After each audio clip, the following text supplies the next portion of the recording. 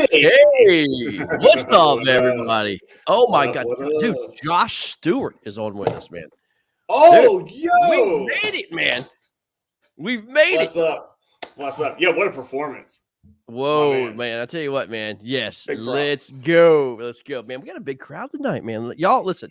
Y'all sit back. Y'all enjoy it, man, because it's going to get juicy tonight. I'm telling you, it's going to be awesome. I hope you guys enjoy it, man. And we're not going to hold anything back, man. We're not going to hold anything back, man. I've had 3 large margaritas, and I have 3 beers for the show. So, y'all don't worry about that. We ain't holding back. Oh, yeah. man. Yeah, man. We're gonna talk about a lot tonight, man.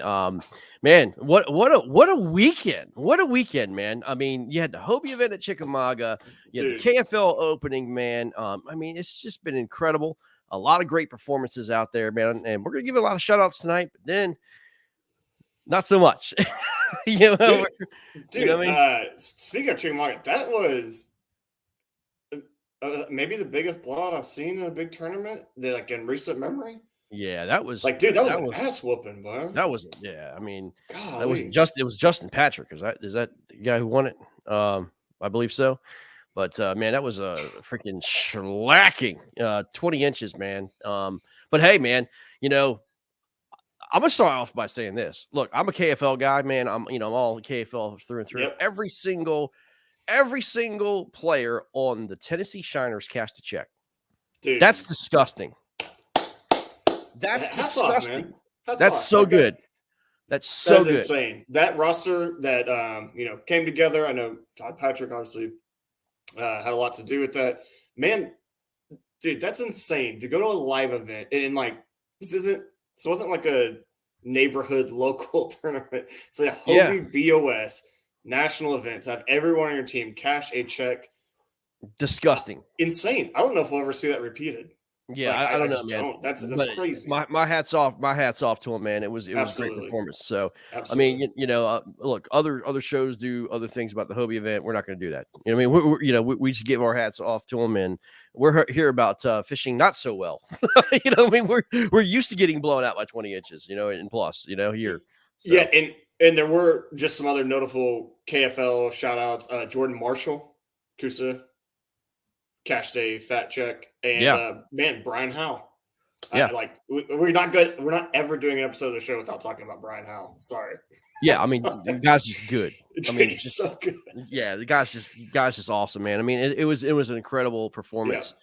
Todd says actually Jamie Dennison missed out 5 out of 6, but still, I mean, it's just an incredible accomplishment for that team. But yeah, it was good, man. I mean, it was good to see, and Chick showed out pretty well. I mean, it did. It was like hit or miss for a lot of people. It was absolutely on fire for some, and then absolutely a dink fest for others. I mean, that's just it's just normal kind of summertime pattern fishing on the Tennessee River system, man. I mean, you either find them or you don't, man. And to be fair, it wasn't just Tennessee River system. We saw that pretty much across the KFL, man. Yeah. I saw lots of guys have insane days, and I saw lots of Amber Heard cosplays. Saw lots of Amber Hearding going on. There was some big time shat in the bed, man. No doubt. Some Amber Heards being well, not only that, but the KFL's picked up a new sponsor here. For all you crybaby people, we've hey, Greg and I, when you sign up, we're going to start sending you a complimentary box of, if you're a Kleenex guy, let us know. If there's a different off-brand that's a little more suitable for your sensitive skin, just hit us up, man. Let us know. Blackbeard says you need one of these Nozar t-shirts. You can go to the KFLFanStore.com. Get you a Nozar number 5 Warhawk shirt, man. Come on, let's go.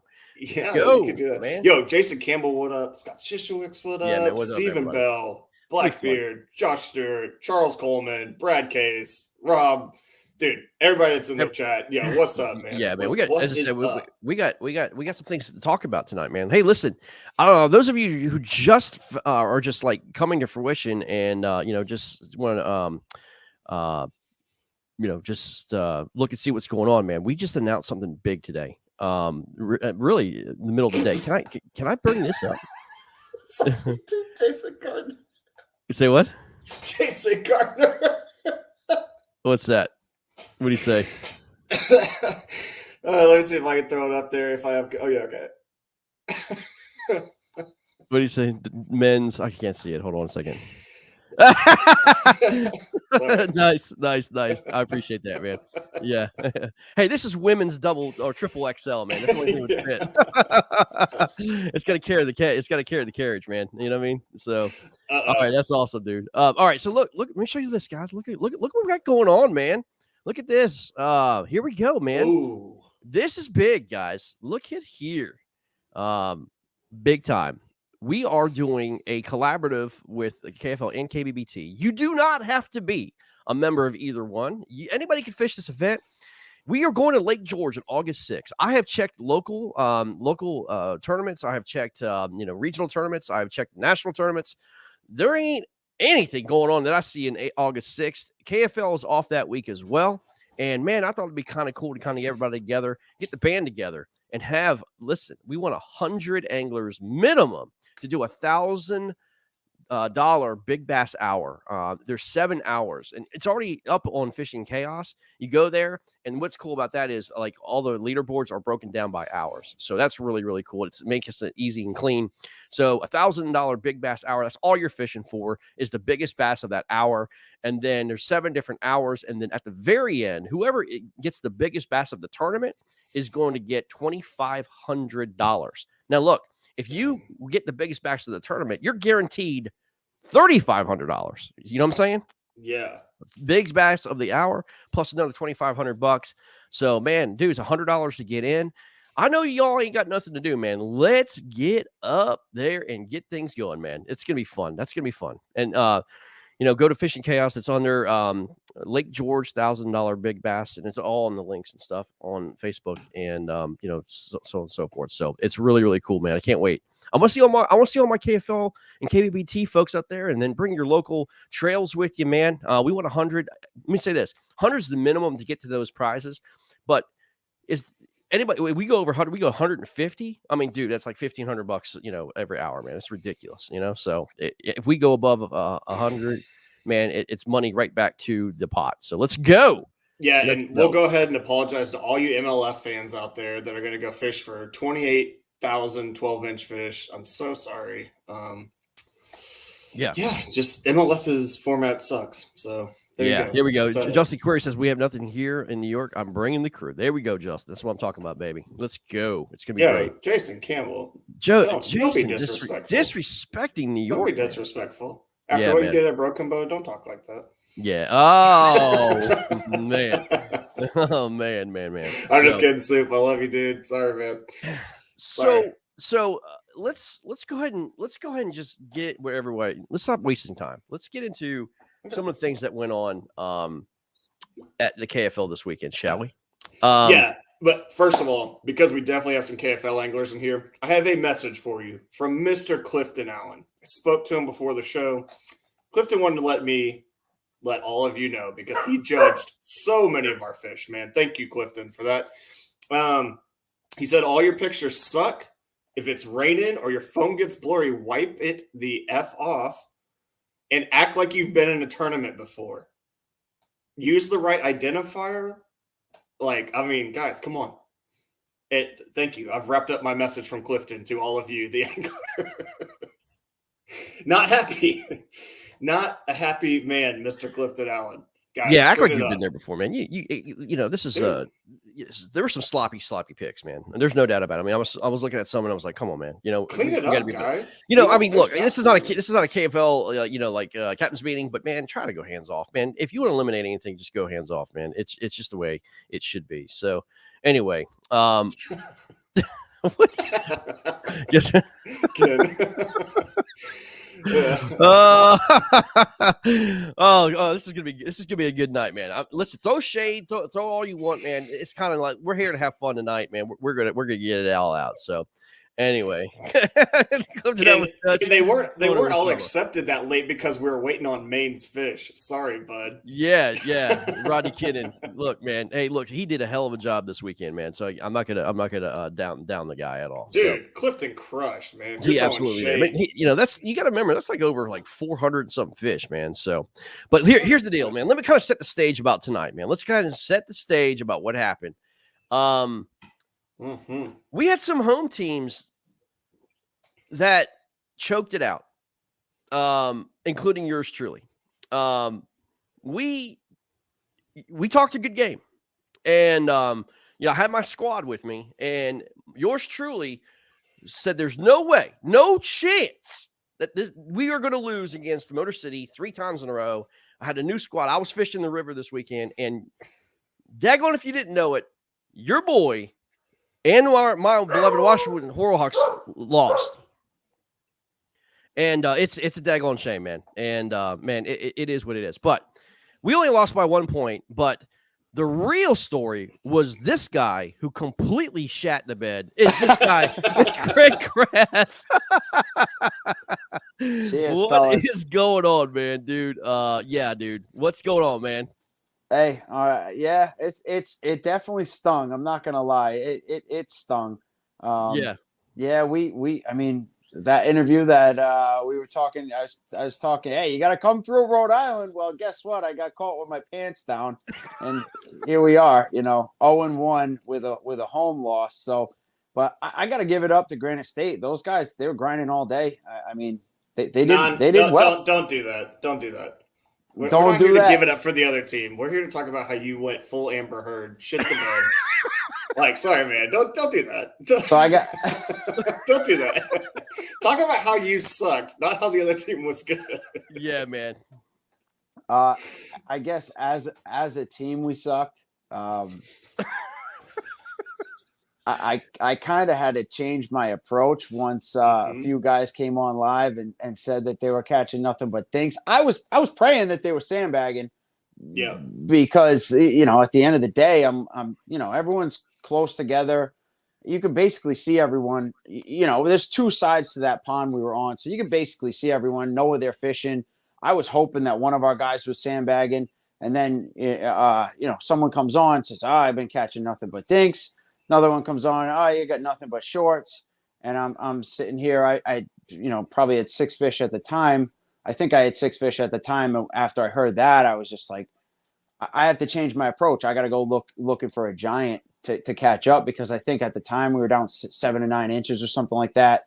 We probably had 8 fish, 9 fish to our limit. And I said, there's no point in me catching 14s, 15s, and 16s. I got to go looking for a 21, 22. So if you watch back, which I'm sure, you know, no one did, but if you watch back and look, you'll see I was sitting in the pad field. I saw probably 17, 18 come up chasing bait. So I sat in that pad field for like, 25 minutes, half an hour, just wasting my time. You know, couldn't figure them out. I was spooking fish all day. It was tough in there. I look back, and I mean, hindsight is 2020. Yes, that's what the show is, man. I was getting plenty of bites with the chatterbait that I was throwing. I should have just. I feel like I should have just stuck with it, because I believe my 6 fish before I changed it up and went flipping, you know, was the biggest one I had, 17.25. And I switched. So I asked our announcer, I said, you know, let me know when there's an hour left. Let me know when it's 12 o'clock, because I'm just going to go back and start trying to grind out and see if I can make anything happen. Looking back, I probably had 4 bites in that last hour. All of them kind of short strikes, but one of them was a good one. I saw a pretty big swirl behind it.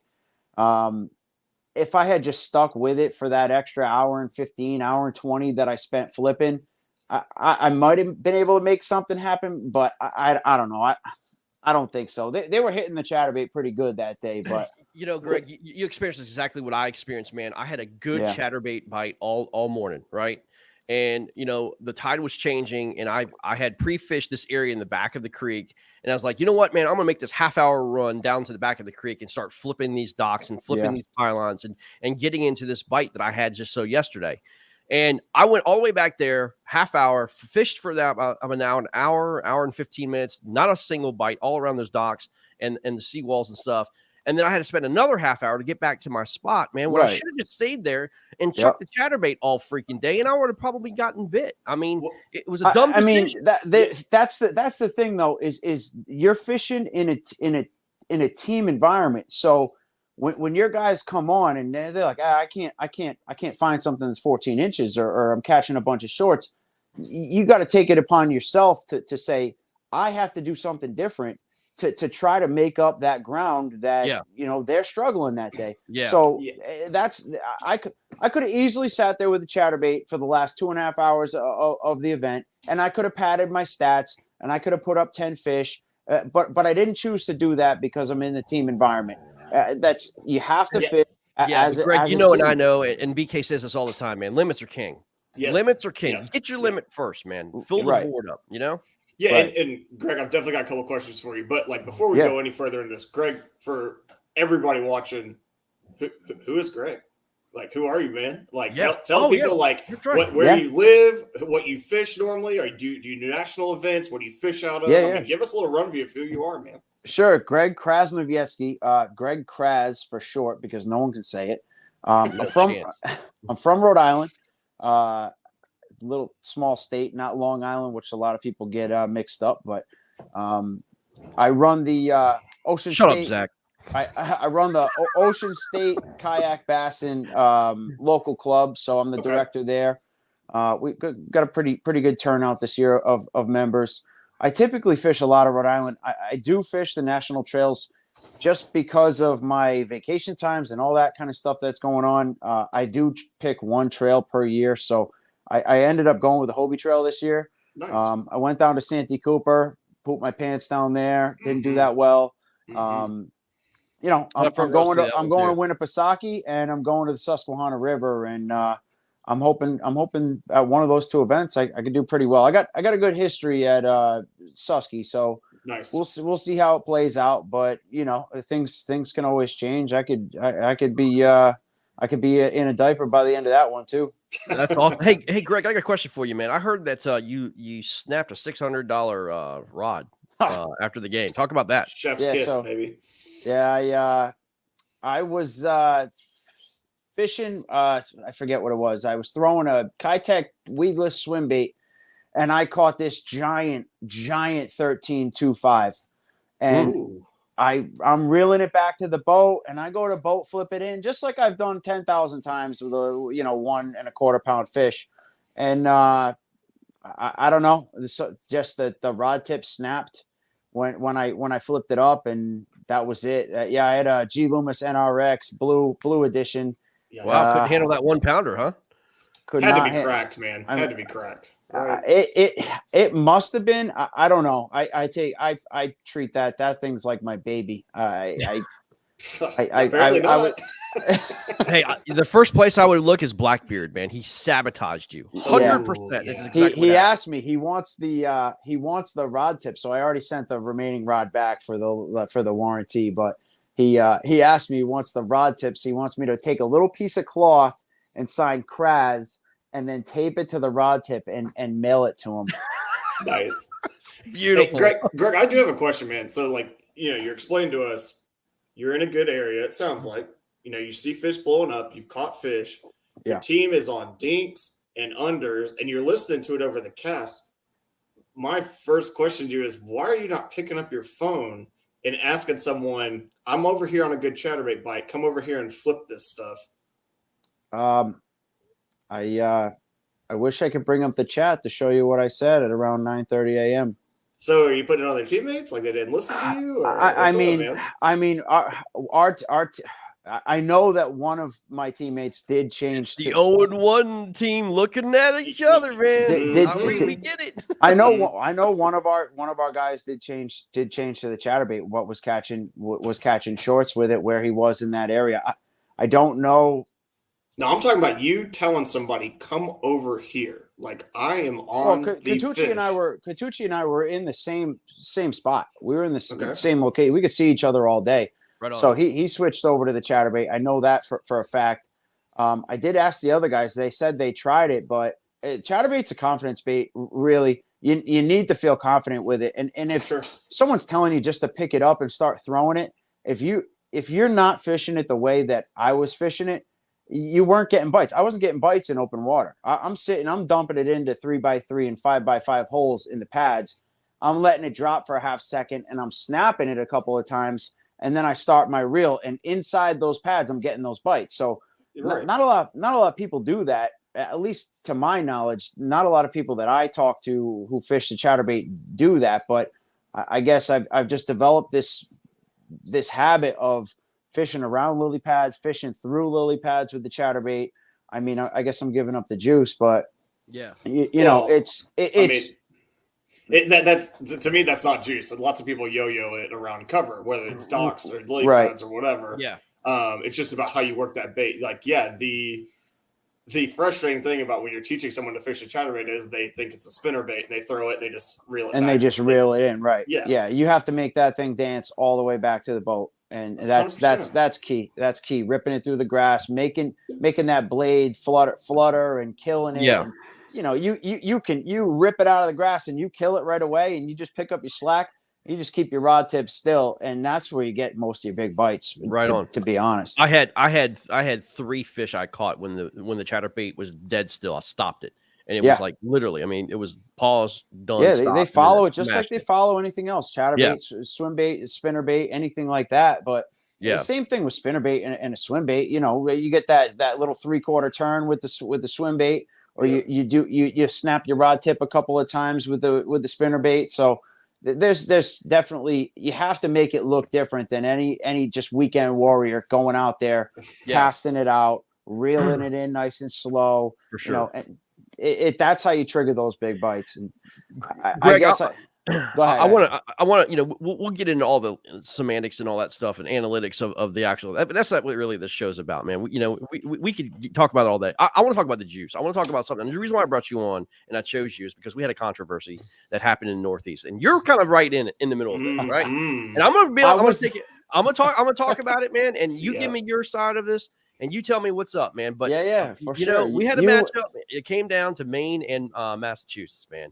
And you know, it was a great match. It was a great game, and it was awesome to watch. And two teams, two friends going at it. But man, it was like all hell broke loose at the rim. The fallout, I heard the fallout was pretty unreal. And it was, accusations of the old sandbag came out, man. You know, the old sandbag saying, that one team sandbagged and the other team, didn't, should have been able to see the scores and they would have made an adjustment or whatever. Nah. But here's the deal, man. Like, what's your opinion about this game and what happened? And then what happened to you guys? Let's talk about it, man. Let's just be open and just tell what's going on, man. So my opinion about that game, I guess I don't sandbagging. I don't necessarily have an opinion about that specific game because I don't know exactly what happened, right? But if I lay it out to where like if it comes down to sandbagging, if you know that the other team is going to fish to the end, like every team should be in the KFL, you should be fishing till the end. You shouldn't. I guess you shouldn't be sitting back, mailing it in, and just we got this one or whatever. I'm also not saying that that's what Mass was doing. Yeah. And I don't know the semantics. I don't know the background to exactly what happened. Have I talked to some of those guys? Yeah. But at the same time, do I know exactly? Did I follow all the posts from, Tim Spry to Ken Wood to Jason Gardner? You can't keep up with it. It's, Oh, I read every last word of it, man. Right. I mean, I actually had to take some stuff down. It was getting kind of personal, but it was getting a little out of hand, especially on our site, man. It was kind of, but you know what? Here's the deal, man. It's like, here's how I see it from like, the 40,000 foot view of everything. We as KFL, we obviously want the current scores. We want to see things how they progress, and and as I get service issues. Believe you me, I get it. It happened a lot. We had several games where we thought we had a tie game, and next thing you know, we had a blowout. And it's just one of those things that once guys get service, they'll try to enter it. But here's the deal, man. Like the reaction afterwards was so intense, and obviously it carried on Sunday.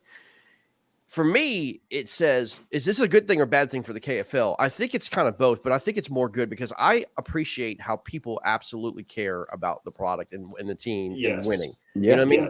Yes. Sure. They just didn't lay down just like, great job, guys. We just lost. No, these guys cared, man. I mean, these are the defending champions. These are guys with a new team coming in.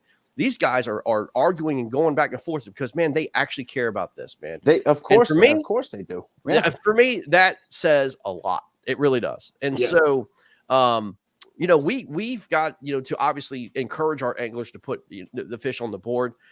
There is a strategy in sandbagging. I'm not a fan of it, but let's talk about, I'm going to say this. Let's talk about what happened to you guys last year in the championship game. Well, hold on, because I want to touch on this topic because there's a couple different angles. Like I think everybody should look at it from. One is like the KFL product. We don't want sandbagging. We want live scores. People at home want live scores. Yeah. Don't do it. Secondly, if for the people that are like, oh, this is a different game if they don't sandbag, that's BS, man. If you're an angler, you're always trying to call with the biggest fish you possibly can. Right. Like maybe you're not going to go throw a 9-inch glide bait, but like that's not an excuse for losing. And third, to Greg's point, I'm happy that the maulers are pissed. Like when you're a kid and you lose it like a game, you start making up bullshit rules. Yeah. You're pulling everything out you can to be like, well, you cheated. You didn't actually win because, this, that, and the other. So like, I want that. I want the teams to be that competitive. I don't like them just being like, oh yeah, we lost. Like got our ass kicked. Like good. I'm glad you're mad. Come back next week and slap them up, man. So yeah. Please proceed. Yeah. I completely agree. It shows the passion that these guys have, getting pissed off about the sandbagging, whether they did or not. And both sides are going back and forth. One guy saying that they didn't, one guy saying that they did.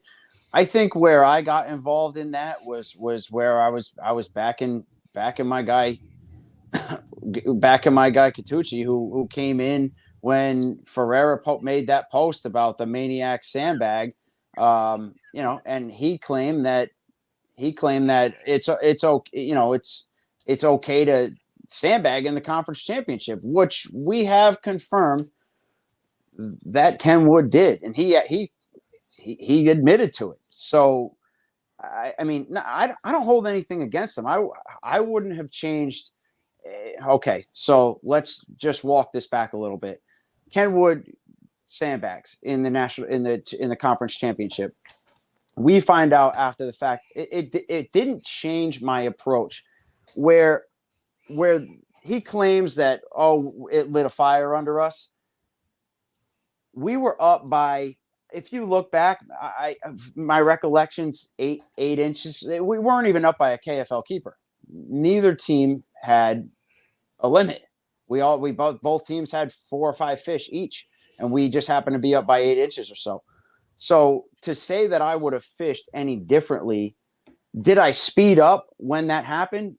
Yes, but I was speeding up regardless because at the time, I knew that these guys weren't going to quit. I knew that we needed another fish. I knew someone was going to come up with something. Whether he had caught that with 15 minutes left or 2 hours before like he did, I knew that we were going to need something else. And that's why I went and started grinding. So, I mean, it comes down to when does it benefit you, right? Because Ferreira's sitting there saying, well, the main sandbag, but at the same time they sandbag in the conference championship. So is it just it was a little hypocritical to me. So that's why I somewhat got involved. And Ken then comes back and says, well, you guys were being arrogant. You had a victory celebration at the ramp, and that ticked me off because all of those people were there. We're trying to grow our KFL fan base at the time. You can go back and look at posts from earlier in the week that John DeCenzo put up.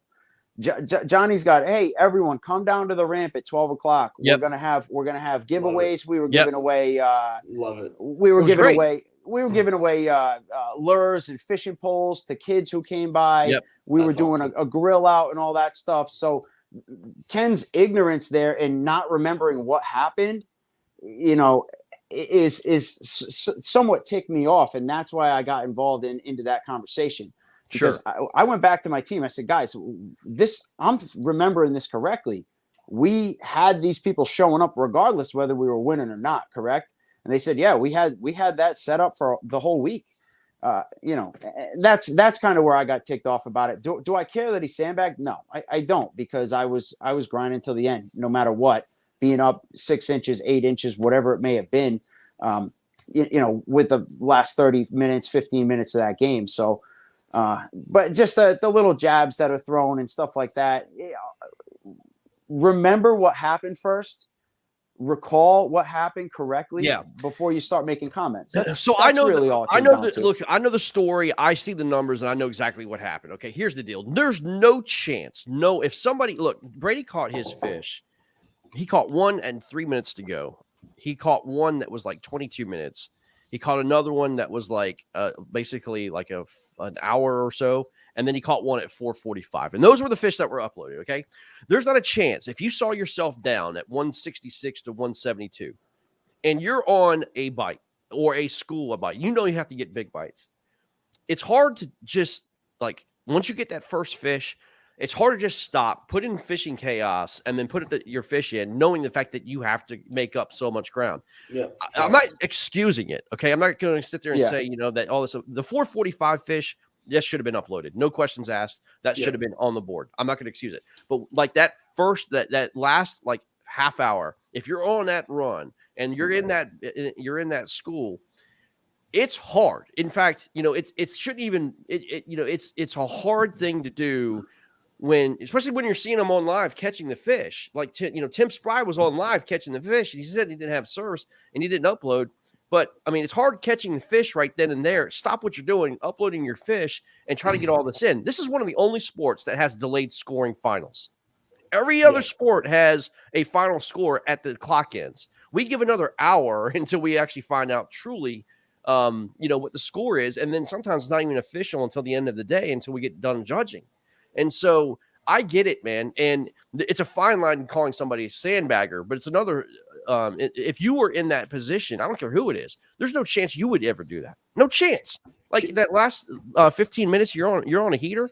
There's no chance you're going to put down the phone. You're going to pick up the phone and do that. I'm sorry. Yeah, I'm not going to for anybody, but I'm not going to do that.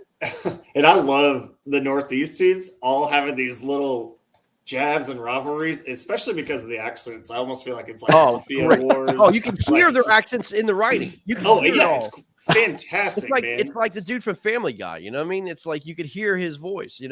I got a question. How are you not able to upload if you're able to stream? Oh no. You know what? That's a great question. So here's the deal. What I've been told, I've actually asked this question to Fishing Chaos.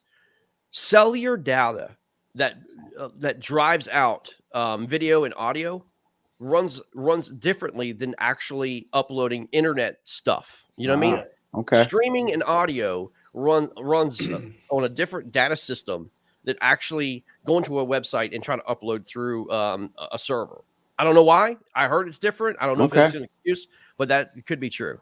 Yeah, I was going to say, I think Gardner actually put it in the chat. I asked Gardner to come on the coverage I was doing, and he was like, I can't stream, but I can upload. And he told me that up front. So, I mean, like, it's definitely a thing, man. But, like, God, I feel like I'm just in an episode of The Departed. Like, Matt Conant's going to step off a boat ramp. Someone gets him, and then Gardner comes in, and Ken Wood. Like, it's great, man. It's great. I love it. These guys are just going on and on and on. Yeah. What was that? What the last comment say? I don't know. They're just going at it, man, It's just, I mean, hey, look. Oh, there we go. Hey, there you go. For anybody that wants to know, that I know Kevin personally. This guy knows his stuff, man. Yeah. So there look, I was telling BK, I said, here's the deal. We could take this show, we could hide under, a rock and like act like nothing happened. That's not who we are, man. We're very transparent. We're going to let you guys know. And trust me, we're not done talking about controversies. We got another one to talk about. And Greg, we're going to get your opinion on this one too. Right. You know what I mean? Because it's, why not? I mean, why not? We already gone there once. So let's go there again.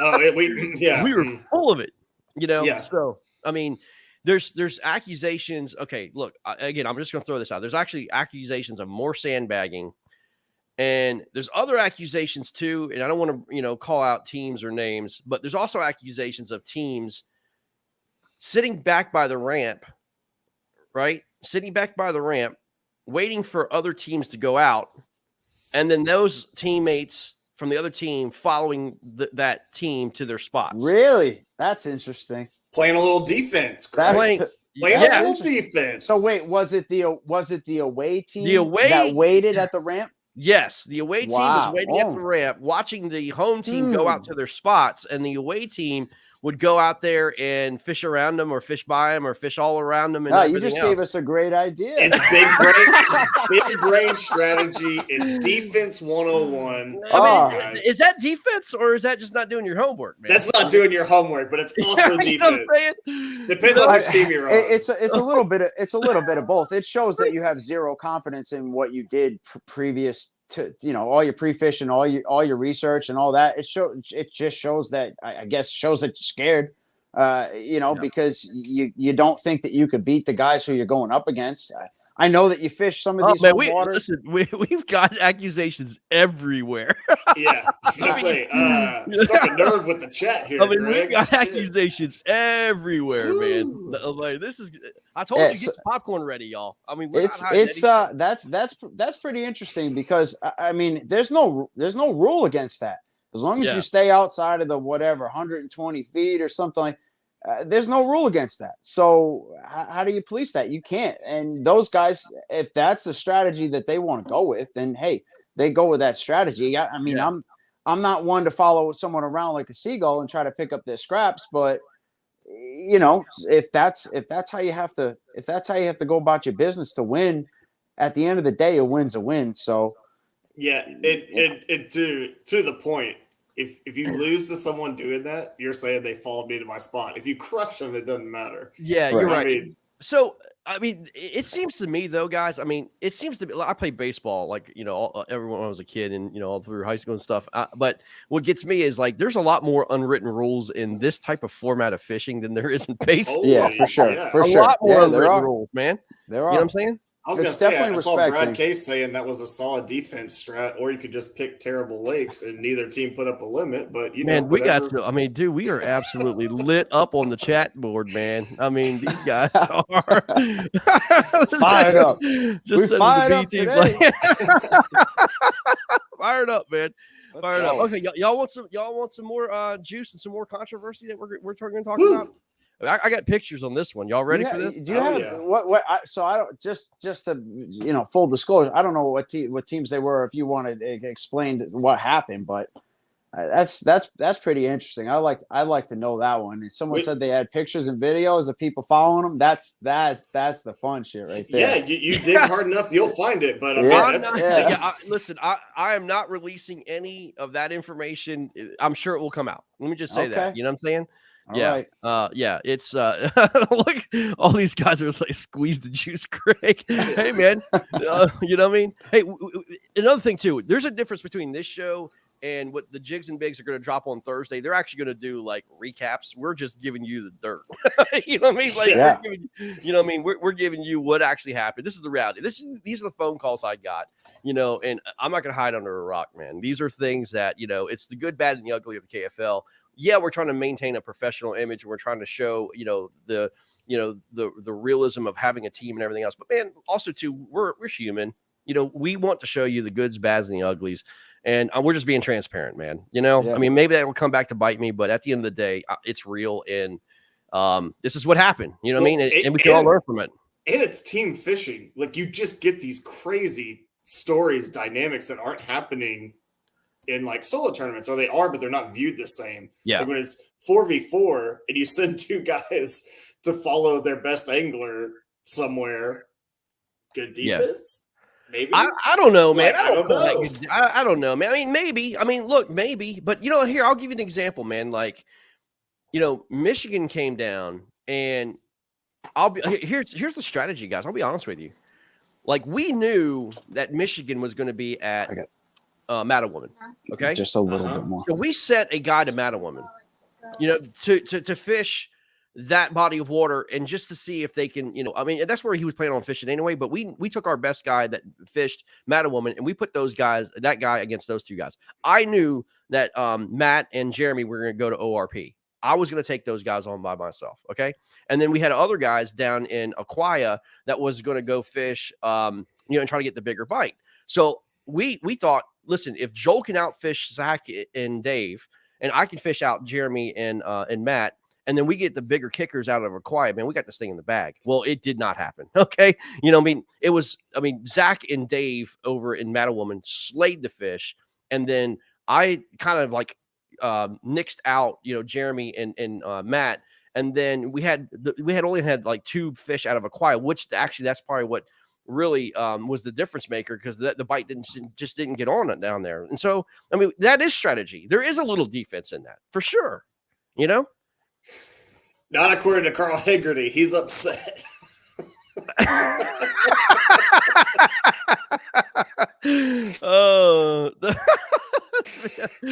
Oh yeah. Carl, release the info. Release the video. I was gonna say, Carl, you give it the juice, bud. It's not like, look, 90% of the people go there, Matt. Trust me, I promise you, man. You know what I mean? So anyway, man, this chat is fired up tonight, man. I'm telling you, man. What happens if you follow the best angler at the same bait and still not catch them while they're hammering them? Corey, yeah, that's exactly what happened to Stephen Bell. Stephen Bell followed his own teammate Corey. Stephen really didn't catch anything, and Corey slammed him. He was right next to him the entire time. So it happens, man.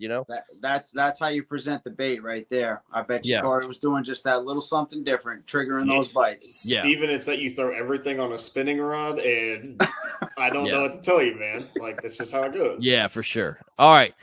Well, we've got a last juicy bit of things that happened in the game, and I'm going to show this, okay? And y'all can make the decision on this. We've made a decision, and y'all could be the judges, juries, and executioner as well. And we're being transparent. We're just letting everybody know what happened. We're not going to, sweep it under the rug. It is what it is. But we had a game decided by a very controversial deal, and I think we made the right decision. But let's hear it out. Louisiana game and Lone Star Bandits all came down. It was a very tough fishery. It was at Bruin Lake in Louisiana. It was a very, very tough fishery. It was a low-scoring game. One fish mattered. Greg, you've been there. One fish matters. It's just a grind. Well, that one fish that actually decided the game came down to Mr. Brad Case's fish. And I'm going to show you a picture of Mr. Brad Case's fish right here. Okay? There it is. Okay? Yeah. All right. You see it? Yeah. Okay. So there it is. Okay. He's not touching as you see, his hand is behind the caudal fin and the anal fin, not touching the tail portion of that bag. Don't color it, Greg. Just chat. Okay. DQ or no DQ? Yeah. Based DQ on what no you DQ. think the rules are. Yeah. Chat. Tell me if that's a DQ or no DQ. Yeah. We don't. Yeah. Just look at the photo. Frankie says DQ. Frankie says DQ. Legal fish. DQ. Yep.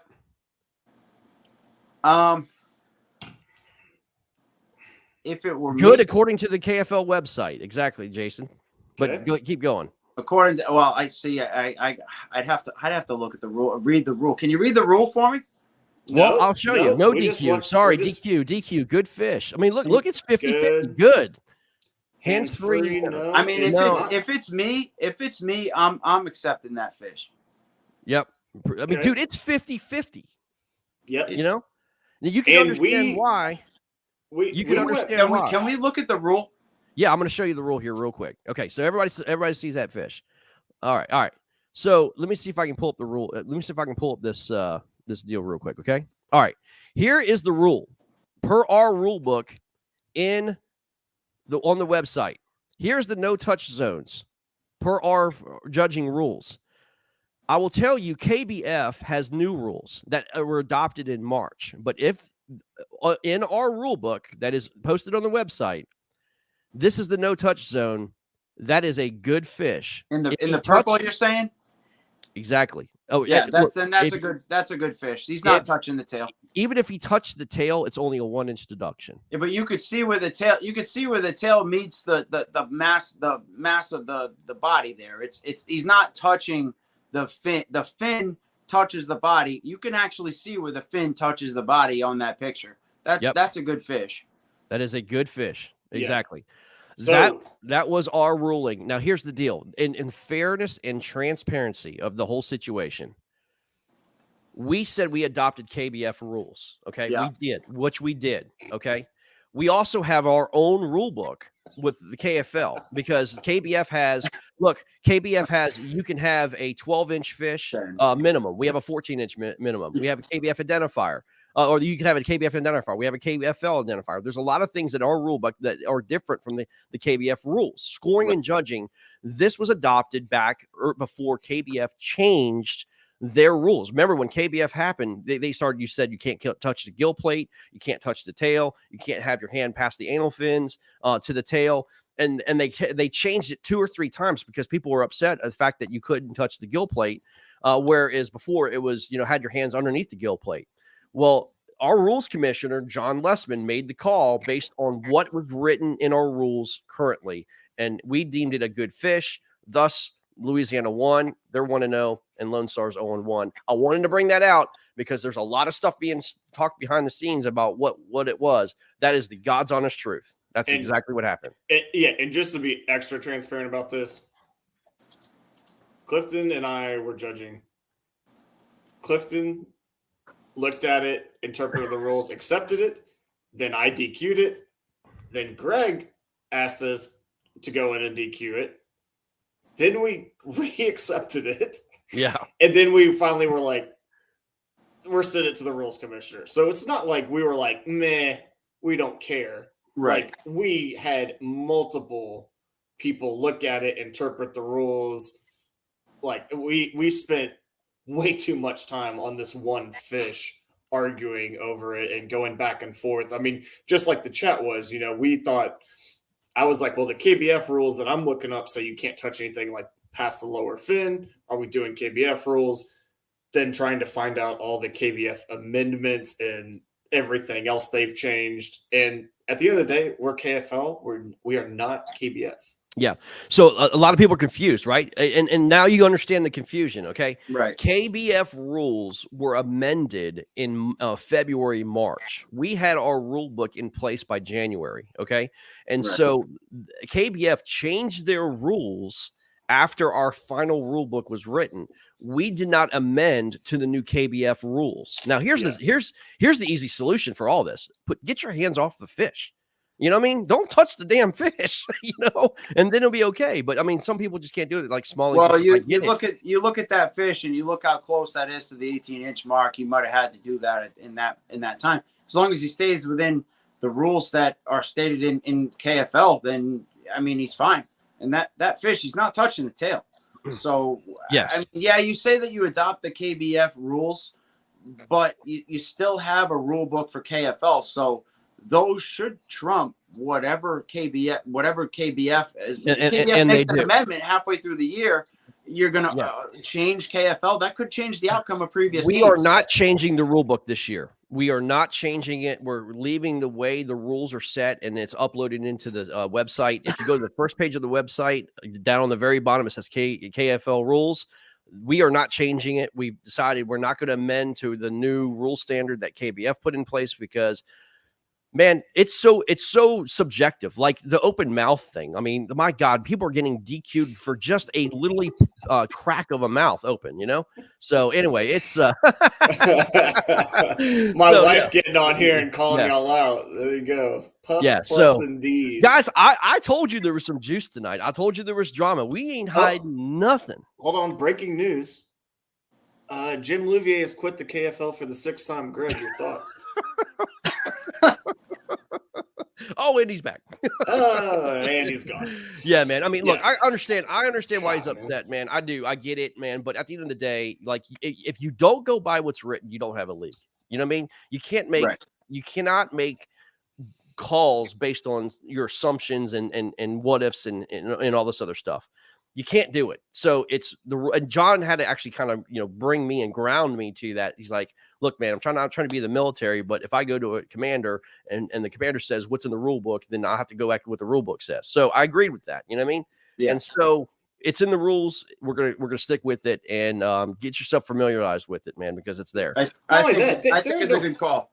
I think it's a good call because if you bend what's on the KFL website to what is on the KBF website, then you have gray area there. You say, okay, KBF for the most part, but KFL rules trump whatever whatever KFL rules trump whatever KBF has out there in terms of these fish submissions. This is what's on our website. This is what's in our rule book.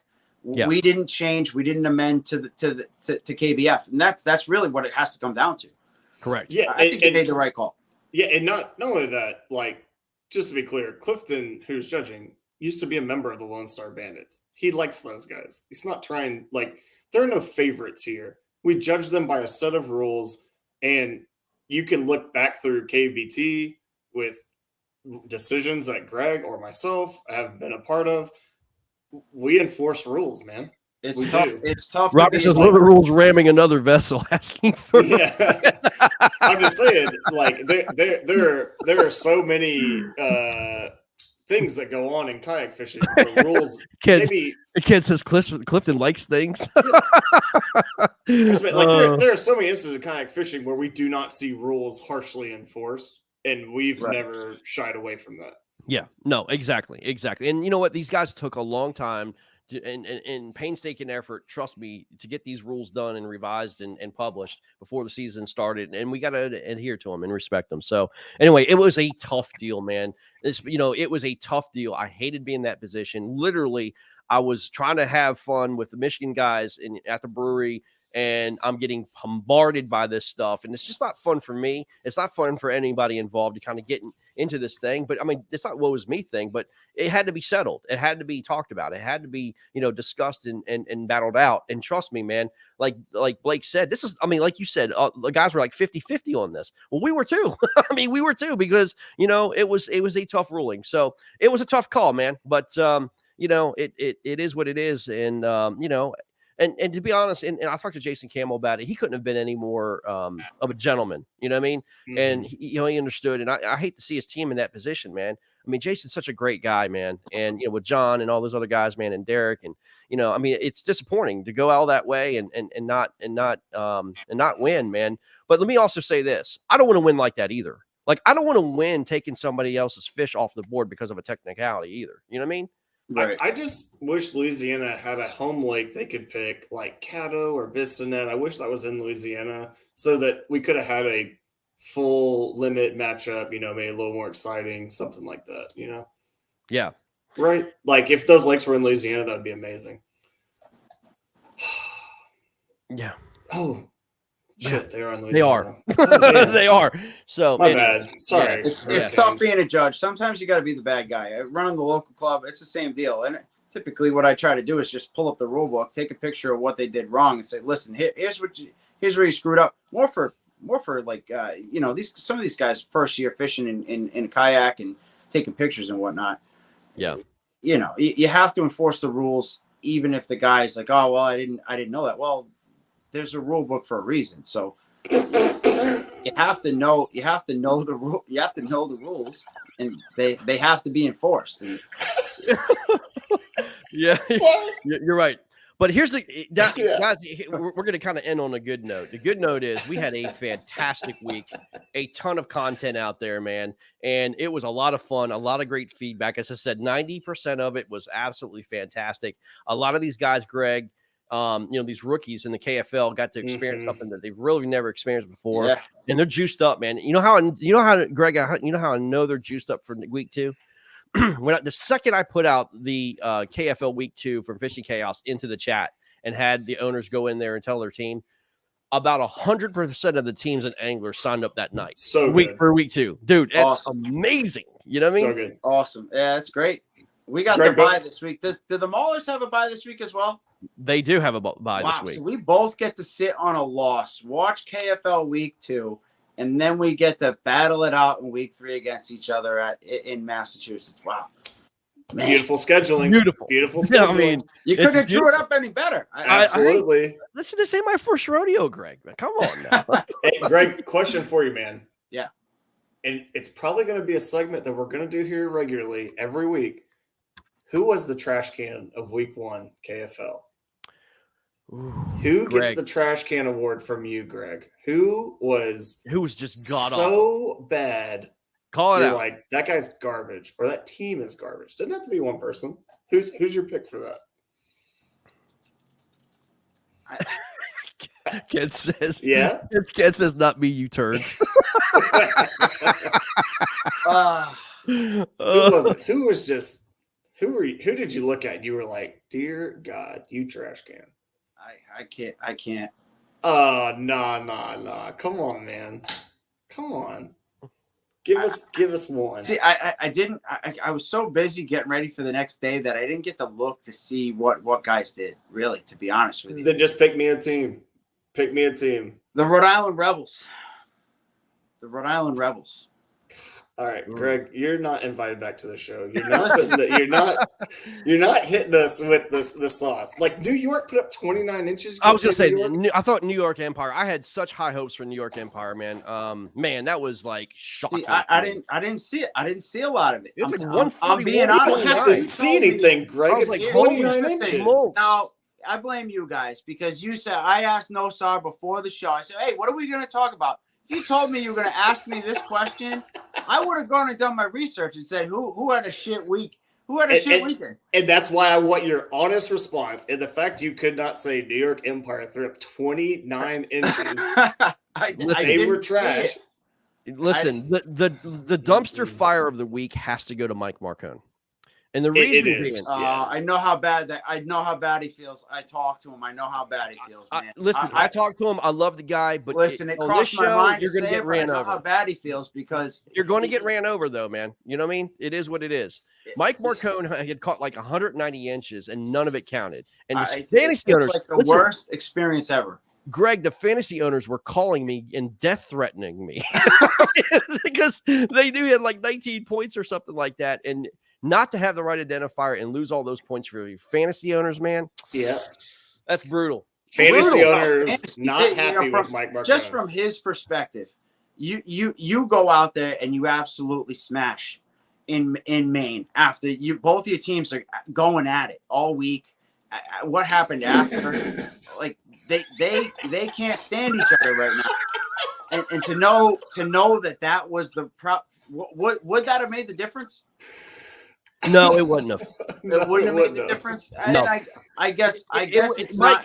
No, and that's look. It's never good what happened, but what Mike's loss actually, taking his fish off the board, lost Massachusetts 4 inches total. You know what I mean? Because I mean, all the other guys had solid fish behind them. You know what I mean? Yeah. And the way it worked, here's what was crazy to me.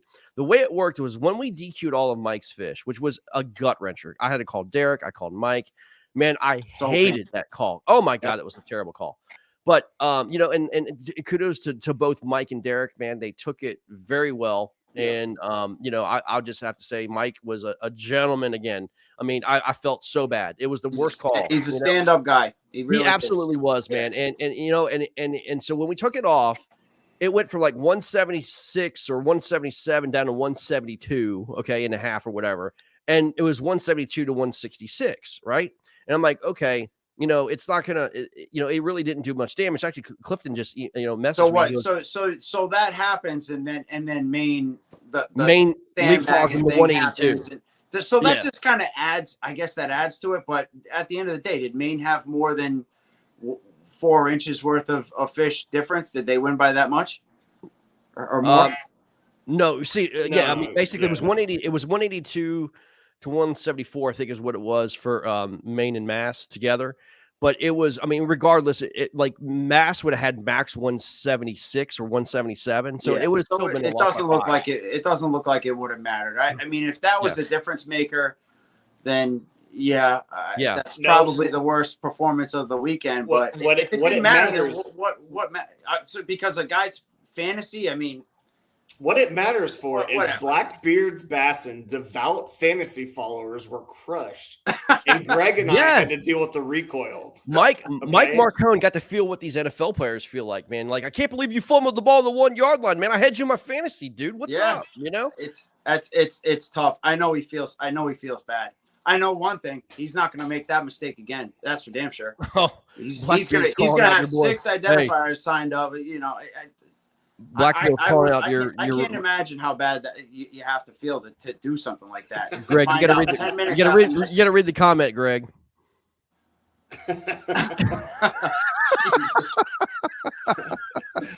It was his first event. It's his first event. What do you Man, expect? we didn't even have to. Oh, Mike's on with us. I love you, Mike. I do. I Yeah. love you, buddy. Sorry, Mike, man. dude, yeah. Mike's a good guy. You don't He's deserve good that. people, man. He's good people. Well, guys, Yeah. listen, man. Here's the deal. We're gonna end this. This show was like juice. You know, what I mean, we try to keep it at an hour. But man, listen, we want to kind of end it with this. Don't forget to sign up, man. This Lake George event's going to be fantastic. We can't wait for it. Number 2, KBBT team event, 2-man team bracket, starts July 16th. BK, give us some juice on that, man. Give us some info. Well, I mean, look, if you want to possibly draw Greg and myself, sign up. I mean, that's all I can tell you, man. Trying to get your ass handed to you. Come on. That's what I'm saying. Let's get it, dude. Yeah. I mean, I'm here. I don't know many of these lakes around me, but I'm not scared of what y'all are throwing up. I mean, you know, you want to put up 29 inches like the New York Empire, I'm down. That's what I'm saying. You want to use the wrong identifier, go ahead. That's where we're at. Lake 2020, this was fun. You better believe it, man. Look, you know, as I said, we told you this show is going to be nuts, and we knew the KFL season was going to be crazy. We got more. This is going to be like every week, man. We're going to bring all this into consideration. You know what I mean? So here's the key.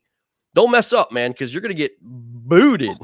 I mean, you're just going to get just roasted on this show. So might be like our dear friend Greg. Greg, thank you for joining us, by the way, man. Sorry. Yeah, like, man, it's a pleasure. I had fun tonight. Greg and I were talking about. We're like, I saw you drinking. I had to catch up. I was like, you know, my man. I was like, Greg and I were talking about. We're like, it's so funny when we invite guests on the show because they're like, oh, I'd love to. Wait, I have to come on and talk about how it was bad. And we're like, yeah. Yeah, and they're like, that's all right. I'll still come on. We deserved it. Yeah, we deserved it. We did. I mean, we didn't put them up, and that's what it comes down to. Oh, trust me, man. I'm still scouring, man. I'm just, you know, I can't. And what gets me is like, for me personally, I'm not going to get on the water for like 2 weeks or 3 weeks. Yeah, man, and I'm just dying. You know what I mean? Like that sucks for me. You know, I want to get wait. right back on the water. You know, we're heading out to Mass. So we got 4 guys going out to Mass this weekend at pre-fish. So right on, man. You know, we'll see what happens. Right. Ooh, well, guys, here's the deal. Thursday, the Jigs and Bigs drops at 1 a.m. I mean, if you're up that early, you can listen to the show. That is going to be the full recap of the KFL. That's going to be more of a serious type show, but a little bit more humorous. Trust me, there's a lot of trash talk that was done on these telephone lines. A lot of humor with this. And also the MVP announcements will come out Thursday, both for the North and the South. You don't want to miss it. You go check out Jigs and Bigs. Guys, do us a favor. We're only 8 people away. I think 7 people away on Motion Sports Network from 1,000 subscribers. This was like, what, 4 or 5 months ago we started this network.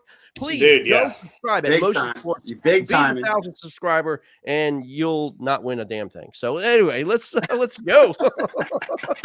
Yeah, Maniacs, Maulers, y'all kiss and make up. Keep the competitive edge. I love that. I love it, man. Y'all are all too good at people to be, too upset about that. Just when Maine goes to Mass, that's going to be a fun one.